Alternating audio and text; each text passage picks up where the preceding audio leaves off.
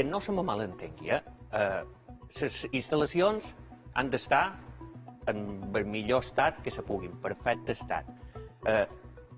Aquest nin, per sort, està bé i ha pogut tornar a escola, i mos n'alegram.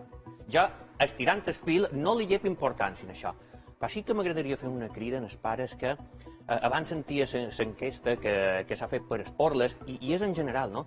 De vegades pareix que volem tenir els fills dins una bimbolla de risc zero.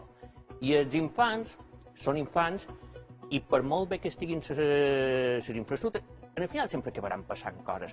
Això també ho hem de normalitzar, perquè de vegades els pares actualment trob que tornem, m'incloc, anava a dir un poc botxarro, sí, deixa'm que ho digui. Hem de deixar de veure que a nens els hi passin coses. Jo me'n recordo fa uns anys, me van telefonar de l'escoleta que el meu fill s'havia fet un trenc i vaig sentir tant de patiment de la mestra que deu paper. Hi vaig anar i me'l varen treure amb el cap embenat i me va escapar a riure quan li vaig veure el cap embenat. Encara du la cicatriu anys després.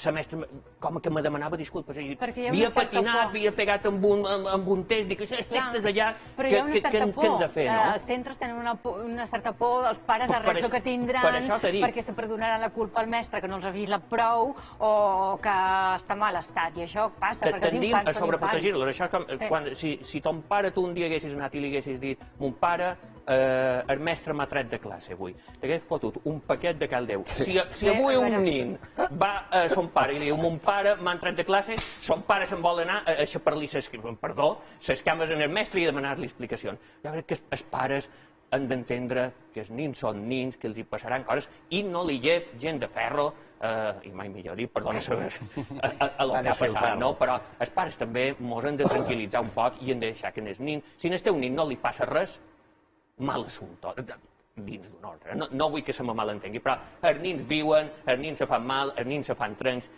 els nins són nins. Sensat en el jo no,